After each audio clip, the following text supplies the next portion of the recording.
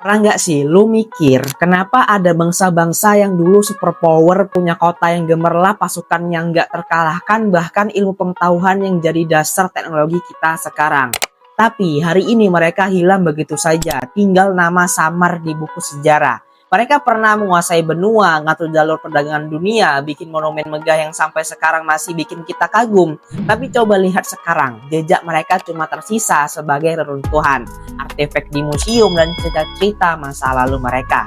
Pertanyaannya, kok bisa? Apa karena takdir yang udah ditentukan dan gak bisa dilawan? Atau justru karena kesalahan mereka sendiri? Kesalahan yang sebetulnya bisa dihindari, tapi mereka abaikan sampai akhirnya mereka runtuh sendiri. Dan jangan salah, ini bukan cuma soal masa lalu, ini soal kita hari ini. Karena sejarah punya cara aneh untuk berulang. Apa yang menimpa mereka bisa aja menimpa kita juga. Pelan-pelan, bahkan diam-diam, sampai kita nggak sadar kalau udah terlalu jauh dan terlambat. Bayangin, kalau suatu hari nanti nama Indonesia cuma jadi catatan kaki kecil di buku sejarah dunia, kita yang sekarang hidup bangga sama budaya, tanah, dan identitas kita tiba-tiba hilang begitu saja, kayak mimpi yang pudar begitu matahari terbit. Pertanyaannya, kita siap menerima itu atau enggak? Atau kita mau belajar dari sejarah dan mencegahnya sebelum kita terlambat sama sekali? Mari kita telusuri lebih dalam saudara-saudara sekalian dengan melihat beberapa contoh nyata dari sejarah yang masih menyisakan misteri dan pelajaran berharga. Coba lu bayangin Kekaisar Romawi yang pernah menguasai wilayah dari Inggris hingga Mesir, dari Spanyol hingga Turki. Mereka membangun jalan raya yang masih digunakan hingga sekarang ini. Arsitektur megah seperti Colosseum yang menjadi ikon dunia dan sistem hukum yang menjadi dasar undang-undang modern di banyak negara. Tapi apakah yang terjadi runtuh total pada abad ke-5 Masehi setelah bertahan hampir 1000 tahun?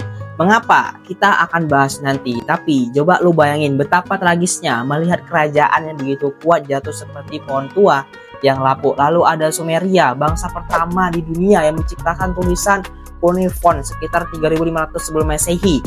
Jauh sebelum piramida Mesir berdiri, mereka membangun peradaban di antara sungai Tigris dan Efrat dengan kota-kota seperti Ur dan Uruk yang penuh dengan zigurat megah dan sistem irigasi canggih. Mereka menemukan roda, matematika dasar, dan bahkan bir pertama.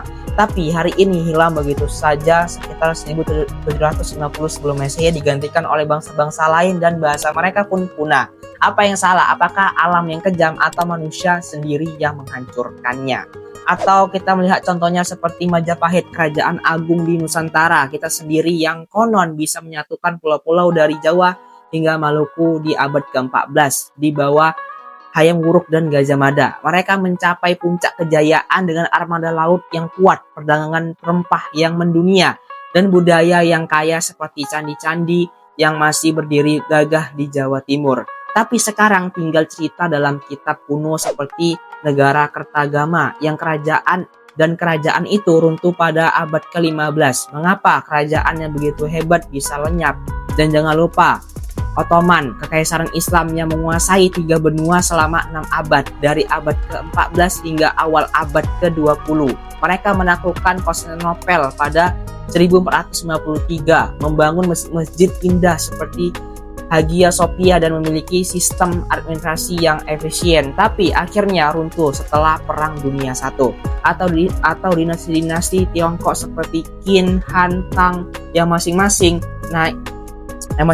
naik dan jatuh dalam siklus yang berulang. Lalu pertanyaan besar muncul di benak kita. Kenapa bangsa yang dulu maju, yang tampak tak tergoyahkan bisa runtuh seperti itu? Apakah karena serangan musuh dari luar seperti invasi barbar atau perang besar? Apakah karena bencana alam seperti gempa bumi, banjir, atau kekeringan yang menghancurkan panen? Atau justru karena kelemahan dari dalam diri mereka sendiri? Kelemahan yang tak terlihat tapi mematikan. Jawaban ini lebih dalam, lebih emosional, dan jauh lebih relevan dengan hidup kita hari ini. Karena sejarah bukan hanya fakta kering, tapi cermin yang bisa menunjukkan jalan kita ke depan. Kita perhatikan dengan seksama, ada pola yang terus berulang dalam perjalanan sejarah umat manusia. Hampir setiap peradaban besar melewati fase yang sama, lahir dari perjuangan, berkembang melalui inovasi, mencapai masa kejayaan, lalu perlahan runtuh dari dalam. Yang menariknya, keruntuhan itu jarang sekali terjadi karena faktor luar yang besar seperti perang, melainkan karena masalah internal seperti racun yang bekerja pelan-pelan tetapi mematikan. Mari kita lebih dekat apa saja penyebabnya atau penyebab utamanya. Yang pertama, keserakahan dan korupsi. Begitu para pemimpin lebih sibuk memperkaya diri daripada mensejahterakan rakyat, fondasi bangsa mulai rapuh. Romawi adalah contohnya yang jelas. Para senator dan kaisar menggunakan pajak untuk pesta mewah dan istana pribadi, sementara rakyat menghadapi inflasi dan kemiskinan. Kekayaan negara terkuras untuk perang dan ditambah korupsi yang merajalela hingga akhirnya kota Roma bisa dijarah oleh suku Visigoth pada tahun 410 Masehi. Di Majapahit contohnya juga, setelah wafatnya Gajah Mada dan Hayam Wuruk muncul perebutan kekuasaan yang memicu perang saudara. Korupsi dan nepotisme membuat daerah-daerah tak lagi setia. Hal serupa juga dialami Kesultanan Ottoman pada abad ke-18 ketika pejabat korup menguasai pajak dan melemahkan negara. Bukankah ini mengingatkan kita pada kondisi bangsa ketika pemimpinnya lebih memikirkan kepentingan pribadi daripada rakyatnya sendiri? Kedua, hilangnya identitas. Sebuah bangsa yang lupa siapa dirinya akan mudah larut dalam pengaruh asing. Sumeria misalnya kehilangan bahasa dan kebudayaannya, digantikan oleh bangsa Semit setelah masa kekeringan panjang yang melemahkan mereka. Romawi juga mengalami pergeseran nilai. Tradisi lama ditinggalkan dan digantikan budaya asing dan pengaruh agama baru, membuat masyarakatnya kehilangan kebanggaan kolektif. Di Nusantara contohnya juga, Majapahit mulai goyah ketika tak mampu mempertahankan identitas Hindu-Buddha di tengah masuknya Islam melalui perdagangan. Pertanyaannya, apakah kita sekarang di era globalisasi dan media sosial sedang mengalami hal yang sama? Ketiga, ketidakadilan sosial. Ketika jarak antara yang kaya dan miskin semakin melebar, ketidakpuasan masyarakat akan meledak. Di Romawi contohnya, rakyat miskin hidup dari jatah roti gratis, sementara kalangan elit hidup berfoya-foya. Di Sumeria, kerusakan tanah akibat irigasi berlebihan membuat para petani semakin miskin, sedangkan elit kota tetap sejahtera. Majapahit pun menghadapi pemberontakan dari wilayah-wilayah seperti Bali dan Sumatera akibat pajak yang berat. Dinasti Qing di Tiongkok juga mengalami hal serupa. Bencana alam, jumlah penduduk yang terlalu besar, dan ketidakadilan memperlebar jurang sosial hingga pecah pemberontakan. Kita bisa bertanya, apa jadinya jika masalah ini terjadi di negara kita sendiri? Keempat, kemajuan tanpa diimbangi moral. Teknologi dan ilmu pengetahuan memang bisa membuat sebuah bangsa maju, tetapi jika tidak dibarengi nilai moral, semua itu justru bisa menghancurkan. Romawi memiliki jalan raya, akueduk, dan kemajuan teknik, tapi di sisi lain moral masyarakat rusak. Pertunjukan gladiator yang berdarah, pesta mewah tanpa batas, dan korupsi moral. Pandemi pun memperparah keadaan. Kesultanan Ottoman juga jatuh ketika para sultan lebih sibuk dengan harem daripada urusan negara, sehingga militer menjadi lemah. Sumeria pun mengalami kemajuan dalam tulisan dan matematika, tetapi praktik korupsi, kuil, dan perbudakan mempercepat keruntuhan mereka. Pertanyaannya untuk kita hari ini, dengan hadirnya AI dan teknologi canggih, apakah kita sedang mengulang kesalahan yang sama? Kelima, kegagalan beradaptasi. Dunia terus berubah, dan bangsa yang tidak bisa menyesuaikan diri akan tertinggal. Dinasti Tang di Tiongkok runtuh karena gagal mengatasi pemberontakan besar. Dinasti Qing kalah dalam perang candu karena menolak modernisasi barat. Ottoman tetap terpaku pada cara-cara lama sehingga kalah dalam revolusi industri. Majapahit tidak mampu menyesuaikan diri dengan perkembangan Islam yang semakin kuat hingga akhirnya digantikan oleh Demak. Sumeria pun tak mampu menghadapi perubahan iklim dan aliran sungai yang bergeser. Semua ini menunjukkan bahwa ketidakmampuan beradaptasi sama dengan menunggu kehancuran. Pada akhirnya, kita bisa melihat bahwa runtuhnya sebuah bangsa bukanlah peristiwa mendadak. Ia datang perlahan-lahan seperti api kecil yang dibiarkan membakar. Keruntuhan kering sampai akhirnya melenyap seluruh rumah. Sejarah berulang karena manusia sering lupa mengambil pelajaran dari masa lalu.